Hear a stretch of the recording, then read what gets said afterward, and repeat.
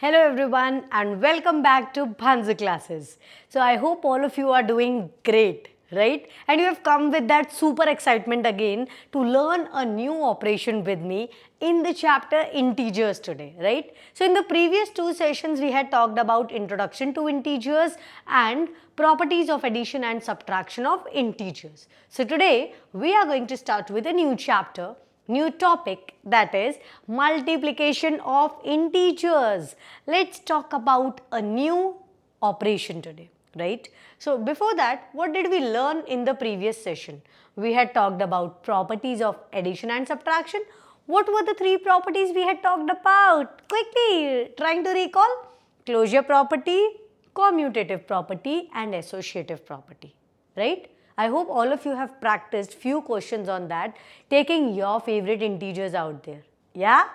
And last but not the least, we had talked about additive identity, which says that 0 added to any integer doesn't change its identity. So therefore, 0 is the additive identity, right? It will not change the identity of that integer, right? So in this session, what are we going to learn? As I told you, a new operation, multiplication. So in multiplication of integers, we are going to cover multiplication of integers with same signs, with different signs, and multiplication of integers with 0. Last but not the least, multiplicative identity. So all of you can make it out that whenever I give you two integers, right, to multiply, either they will have the same sign or different signs, or they might be multiplied by 0, or they might be multiplied by 1. So let's check what happens in each of the case in this particular session. Ready everybody? Yeah, with your notebook and a pen? So starting with the first concept for the day, that is multiplication of integers when we have the same signs, right? So whenever I say same signs, they can be positive and a positive integer also, and they can be negative and a negative integer also. So for any two positive integers, if you multiply them, your product will always be positive integer, right? Like 7 into 8, they are positive. They are giving you a positive product which is 56. 4 into 5, which is giving you 20. Again, positive integer multiplied by positive integer gives you a positive product, right? So the general rule says positive integer into positive integer gives you a positive product. Got it? Now you will say, ma'am, same signs, so they can be for negative also. Yeah, they can be. So if you have a negative and a negative integer, negative gets cancelled, but that also gives you a positive product, right? Like minus 7 into minus 8. Both are negative, but minus gets cancelled and you get a positive product again. Whenever you multiply two negative integers, let's see one more example.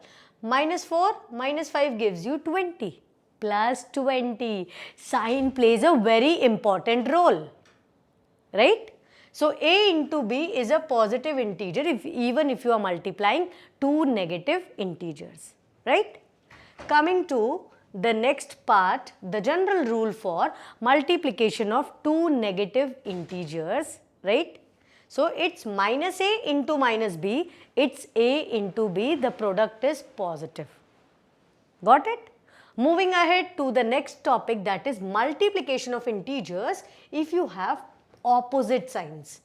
So till now we were talking about same signs only, whether they are two positive integers or two negative integers multiplied by themselves, but they used to give us a positive product. Now what will happen if you have opposite signs for the integers? So opposite signs integers are going to give you negative integer as a product, right? Let's check it out with the help of example. 7 into minus 8. So over here 7 is a positive integer, right? And minus 8 is a negative integer. So 7 into 8 gives you 56, but the product would be minus 56.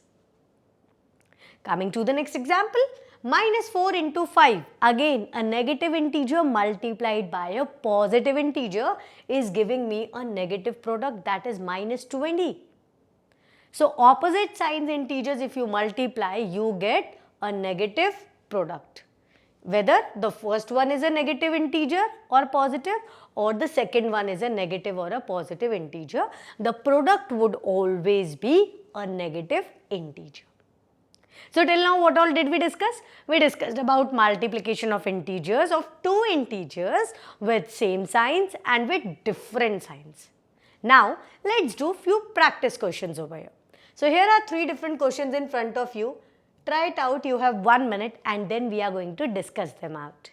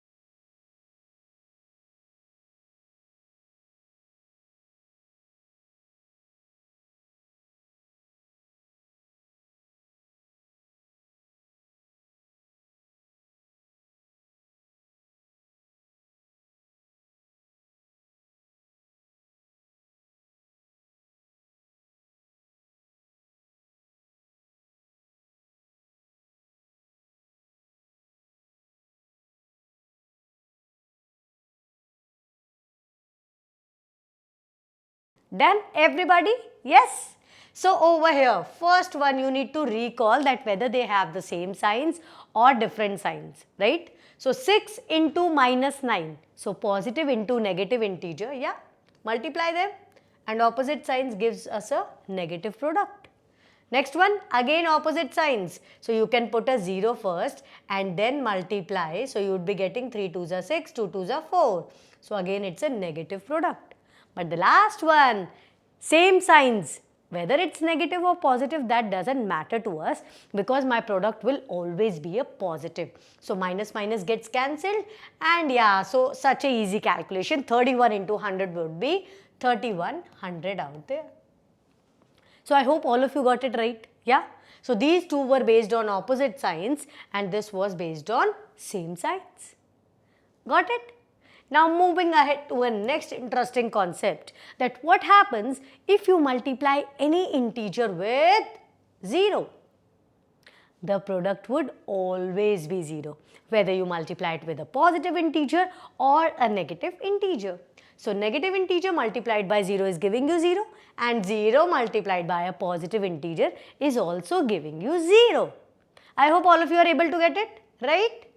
So a into 0 or 0 into a would always give you 0.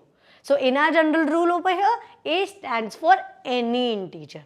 It can be positive, negative or 0, right? Coming to the last subtopic of the session is multiplicative identity. So we discussed identity in our previous session also, if you remember, additive identity. That would not change the identity of my integer. So what will happen if it's multiplication operation? So multiplying 1 to any integer does not change the value of that integer. So whether it's a negative or a positive, minus 7 into 1 would always give me minus 7 only, right? And 1 into 29 would give me 29. So therefore, like how in additive identity, 0 added to any integer would not change its value. So 0 was the additive identity. But over here, we know 0 multiplied by any integer will give you 0.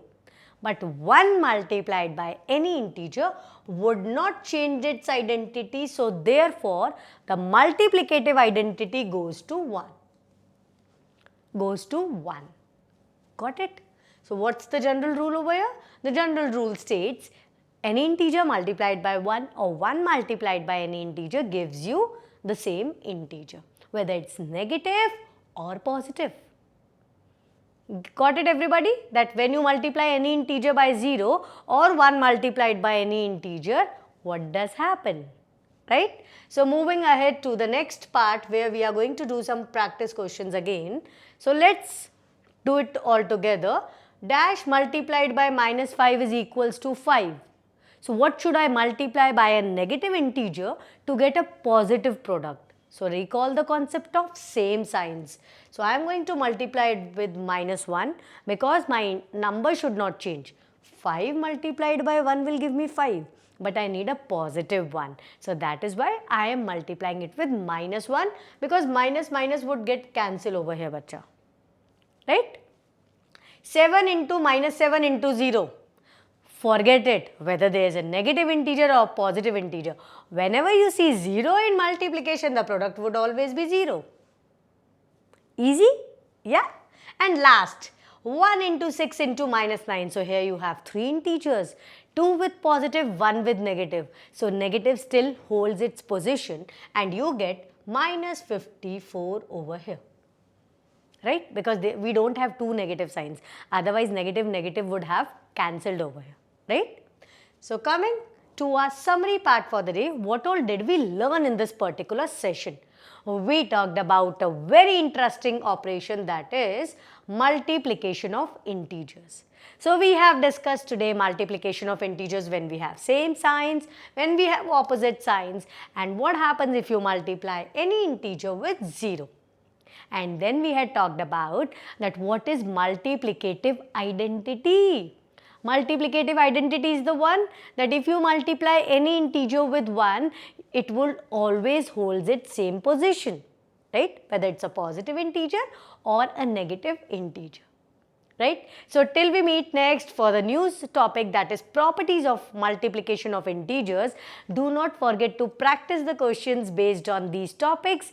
Till then, keep exploring and spark your curiosity. Bye-bye.